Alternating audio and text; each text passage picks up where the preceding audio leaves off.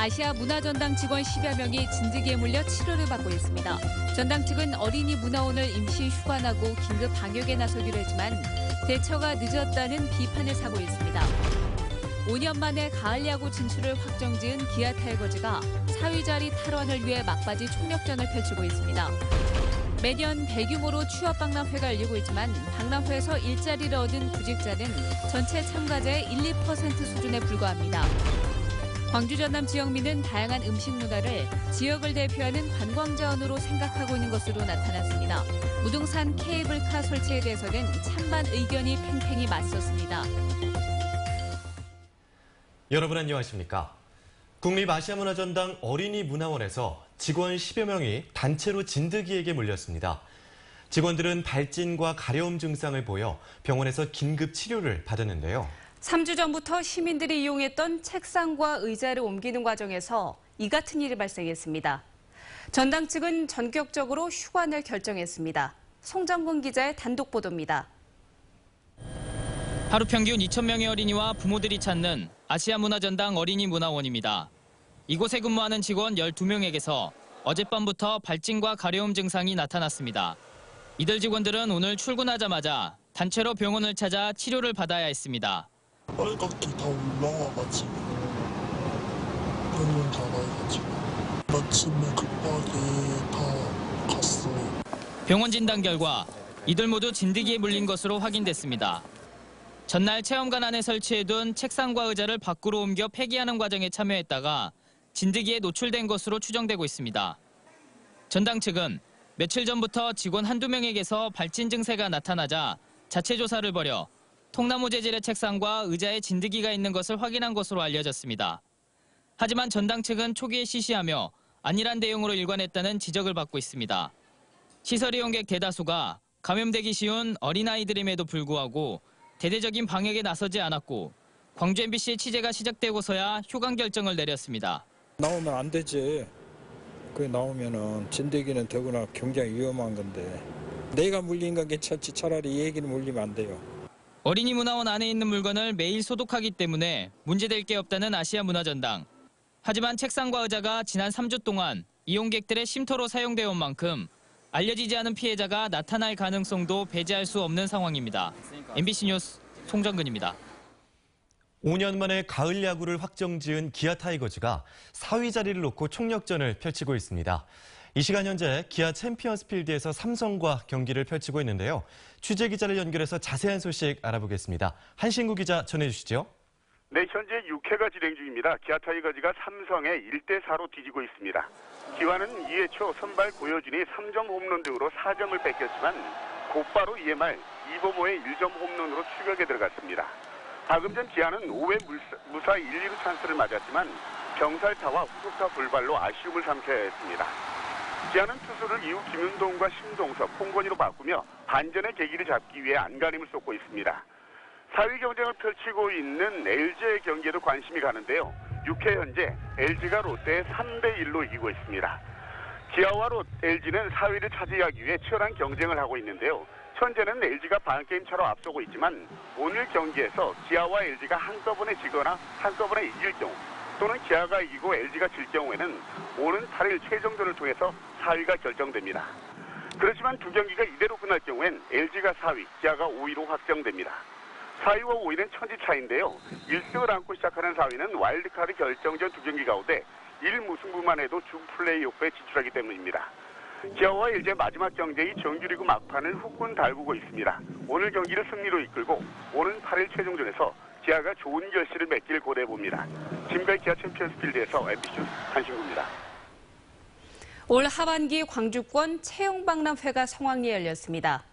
이번에도 수천 명의 구직자들이 채용박람회를 찾았지만 이 중에 얼마나 일자리를 얻었을지 모르겠습니다.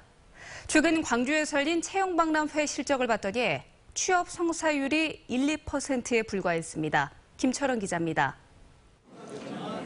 2016 하반기 광주권 채용박람회장에 구직자들이 구름처럼 몰렸습니다. 취업난 때문인지 머리가 희끗한 중년의 구직자들도 꽤 많은 수가 면접을 보러 나왔습니다. 일자리를 들어가려는데 나이가 많아갖고 자기가 하고 싶은 일도 자기 마음대로 못 한단 말이요. 수도권에서 일할 정규직 택배사원 3,000명을 광주에서 뽑는다고 해서 화제가 된 업체에도 사람들이 북적북적했습니다.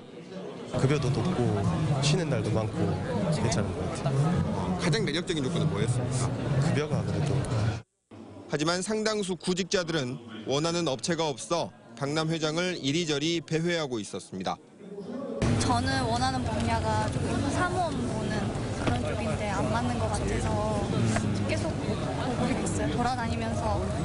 광주시를 비롯한 자치단체와 광주 고용노동청 등 정부기관이 함께 정기적으로 일자리 박람회를 마련하고 있지만 정작 취업까지 이르는 경우는 그리 많지 않습니다. 7,000명의 구직자가 몰렸다던 지난 5월 채용 박람회장에서 채용된 인원은 고작 89명. 비율로 따지면 1.2%에 불과했습니다. 최근 몇 년간의 취업 성사율을 보니 대부분 1%에서 2%에 머물렀습니다. 이와 같은 채용 박람회에는 보통 1억 원에서 2억 원가량의 예산이 들어갑니다. 광주시도 낮은 취업 성사율이 고민입니다. 미스매칭이 발생하고 있습니다. 우리 시에서는 이런 부분을 해결하기 위해서 별도로 직업 훈련할까 이런 교육 시스템을 저희들이 갖추고 있고요. 앞으로 저희들이 많이 노력해야 될 그런 부분입니다. 구직자들이 눈높이를 낮추는 것도 필요하지만 수억 원의 예산을 들여 채용 박람회를 준비하는 기관들 역시 어떻게 하면 취업 성사율을 높일 수 있을 것인지에 대한 고민이 필요합니다. MBC 뉴스 김철원입니다. 김용구 전 광주시 자문관 사태와 관련해 사표를 제출했던 광주시 정부라인 공직자 4명 가운데 2명의 사표가 수리됐습니다. 윤장현 시장은 박용수 비서실장과 노성경 정무특보의 사표를 수리하고 김재철 참여혁신단장과 박병규 사회통합추진단장의 사표는 반려했습니다. 윤 시장은 민선 6기 신뢰 회복을 위한 의지를 수용한 것으로 검찰 수사와 관련된 문책성 인사가 아니라며 후속 인사는 최대한 빨리 하겠다고 밝혔습니다.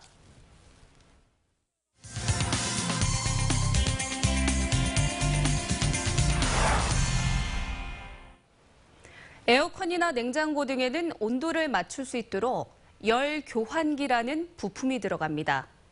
이 분야에서 경쟁력을 자랑하는 기업이 지역에 있는데요. 실패를 두려워하지 않고 끊임없이 도전하는 자세가 이 기업의 미래를 밝게 하고 있습니다. 정용욱 기자입니다. 자동차용 전선에 사용되는 구리선 생산이 한창입니다. 이 업체의 주력 품목은 에어컨과 냉장고에 들어가는 열 교환기. 하지만 최근 자동차 100만 대 생산기지 조성을 앞두고 사업 영역을 확장했습니다. 구리와 알루미늄 같은 비철금속 가공에서 쌓아온 독자 기술력이 있기에 가능한 일입니다. 소비 전력을 좌우하는 열 교환기는 제품 경쟁력을 결정하는 핵심 부품입니다. 원가를 낮추고 효율을 극대화하는 기술 고도화는 물론 중소기업으론 이례적으로 디자인 능력까지 갖추고 있어 국내 가전 대기업들이 이곳을 찾고 있습니다. 또 태국 현지에 공장을 짓고 미국과 동남아 등 해외 시장 공략에 적극적으로 나서고 있습니다. 설립 12년 만에 매출액이 7배가 늘었을 만큼 급성장을 했고 마침내 올해 글로벌 강소기업으로 선정됐습니다. 글로벌 시장을 자꾸 놓고 하고 또 우리 기술을 자꾸 세계에 알려서 글로벌 시장을 확보하는 거죠. 경쟁력 우위의 이면에는 과감한 설비 투자와 직원 교육이 있습니다. 최근 수년 동안 매출액의 20-30%를 설비에 투자하면서 생산 공정을 혁신했습니다. 일반 업체보다 2-3배가량 높은 투자입니다. 직원 교육에 많게는 연간 500시간을 부여해 전문가로 육성하고 있습니다. 실패에 대한 책임을 묻지 않는 것도 기술 혁신으로 이어지고 있습니다. 실패를 두려워하지 않고 계속 무한 도전하는 회사죠. 그렇기 때문에 그런 도전 정신이 우리 회사의 제일 장점인가 싶습니다. 지난 2012년에는 연구소를 설립해 매년 47건의 신기술을 특허 신청하는 한편 생체 소재 연구 등 미래 신사업 발굴 노력도 멈추지 않고 있어 기업 가치를 높이고 있습니다. MBC 뉴스 정용욱입니다. 광주 MBC 창사 52주년 특집 여론조사. 오늘은 문화관광 분야에 대한 지역민들의 생각을 살펴볼 텐데요. 다양한 음식 문화가 지역을 대표하는 관광 자원으로 뽑혔습니다. 윤근수 기자의 보도입니다. 광주 전남을 대표하는 문화 관광 자원을 물었습니다. 다양한 음식 문화가 39.4%로 가장 많았고 5.18 등 역사자원, 섬이나 숲 같은 자연 환경이 뒤를 이었습니다. 이런 문화자원을 글로벌 상품화하기 위한 필수 과제로는 보다 많은 콘텐츠를 개발해야 한다는 응답이 가장 많았습니다. 접근성 향상과 면세점 같은 시설 확충 등의 순이었습니다. 무등산 국립공원에 케이블카를 설치하는 것에 대해서는 환경 훼손 우려로 반대한다는 응답이 51%, 많은 사람이 구경하기 위해서 설치해야 한다는 응답이 46%를 차지했습니다. 전남에서는 찬성한다는 응답자가 더 많았고 60세 이상은 60.7%가 설치에 찬성했습니다.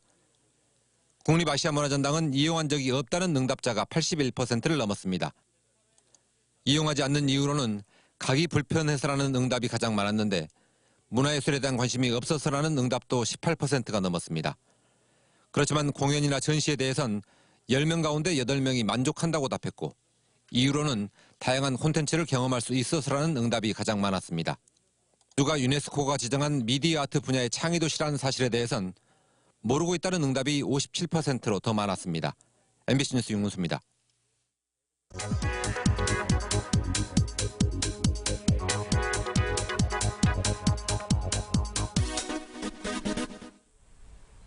에어백, 차량 사고가 발생할 때 승객을 보호하는 중요한 장치입니다.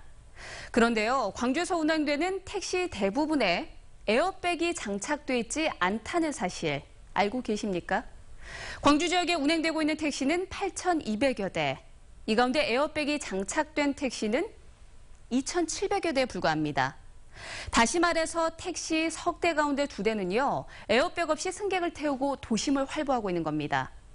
이렇게 에어백 설치가 미비한 건 2014년 이후에야 출고된 신규 택시부터 운전석과 조수석에 의무 설치하도록 규정했기 때문입니다.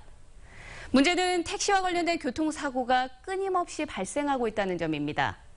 2013년부터 지난해까지 2년 동안 1,000건에 가까운 택시 교통사고가 발생했습니다. 이 사고로 1,500여 명이 숨지거나 다쳤습니다. 하지만 에어백 설치를 강제할 수도 없고요. 그리고 자치단체도 예산이 넉넉치 않은 상황입니다. 이 때문에 의무화전에 출고된 택시가 도로에서 사라지기 전까지는 에어백 없는 택시를 이용할 수밖에 없습니다. 카드뉴스였습니다. 제18호 태풍 차바의 영향으로 전남 지역에서는 100개가 넘는 공공시설이 피해를 입은 것으로 잠정 집계됐습니다. 전라남도 재난안전대책본부는 태풍으로 80그루의 가로수가 부러지거나 넘어지고 26개의 신호등과 가로등이 파손되는 등 오늘 오전 7시까지 도내에서 모두 111건의 공공시설 피해가 접수됐다고 밝혔습니다. 지역별로는 여수가 40곳으로 가장 많았고 광양 35곳, 장흥 18곳 등이었습니다. 전라남도는 오늘 14일까지 각 지자체에 피해를 접수한 뒤 관계부처와 재난지원금 규모 등을 협의할 예정입니다.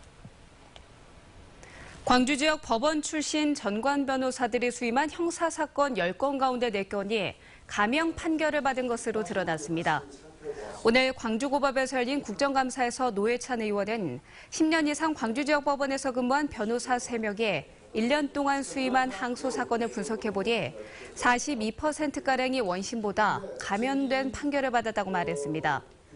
광주지검에 대한 국정감사에서는 김용구 전 광주시 정책자문관에 대한 엄정한 수사를 촉구하는 의원들의 요구가 이어졌습니다. 정규리그 마지막 홈경기가 열린 기아 챔피언스필드 주변 아파트에서 3차 소음 감정이 이루어졌습니다.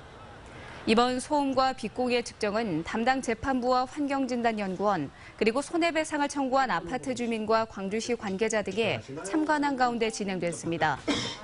법원은 야구 경기가 열리지 않는 날에도 배경소음 등을 측정하는 등 추가 조사를 진행한 뒤에 배상 여부와 범위 등을 결정할 예정입니다. 오방 최흥종 선생의 서거 50주기를 맞아 기념예배와 특별 세미나가 광주 YMCA에서 열렸습니다. 오방 선생은 광주 지역 최초의 장로이자 목사로 광주 YMCA를 창립했고 일제강점기에 3.1운동에 참여해 옥고를 치르는 등 민족운동에 헌신했는가 하면 해방 후에는 한센병 퇴치와 빈민운동에 평생을 바쳤습니다.